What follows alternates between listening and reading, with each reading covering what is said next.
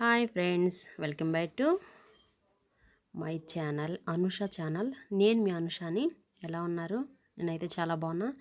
ఈరోజు నేనైతే లంచ్కి గోరుచిక్కుడు ఫ్రై చేస్తున్నా. ఎండుమిరపకాయలు వేయించుకున్నాను.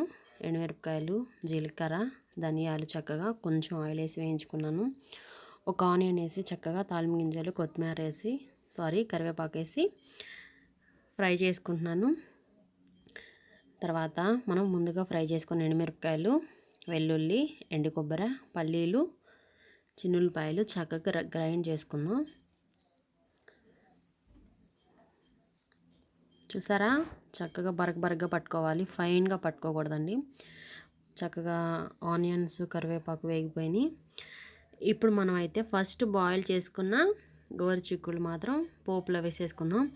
ఇవి మా ఇంటి దగ్గర కాసినాయనండి. మా ఇంటి దగ్గర అంటే మా చిన్న మామయ్య గారు వాళ్ళు ఇచ్చారనమాట. ఇవి మన చెట్లుయే, కొన్న అయితే కాదు. ఈ గోరుచిక్కుళ్ళు మనం బాయిల్ చేసేటప్పుడే ఉప్పు వేసుకుంటాం కదా. ఇప్పుడైతే నేను వేయట్లేదు.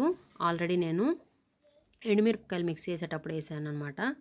చక్కగా గోరుచిక్కుళ్ళు మంచిగా మీడియం ఫ్లేమ్లో ఫ్రై చేసుకొని తర్వాత కారం వేసేసాను. అంతే, టేస్టీ గోరుచిక్కుళ్ళు ఫ్రై అయితే రెడీ అయిపోయింది.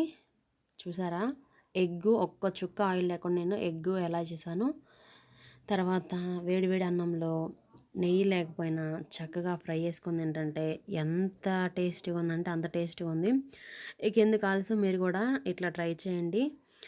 టేస్ట్ చూడండి, ఎలా చేసుకున్నారో కామెంట్ చేయండి, లైక్ చేయండి, సబ్స్క్రైబ్ చేయండి, మర్చిపోకండి. Bye bye.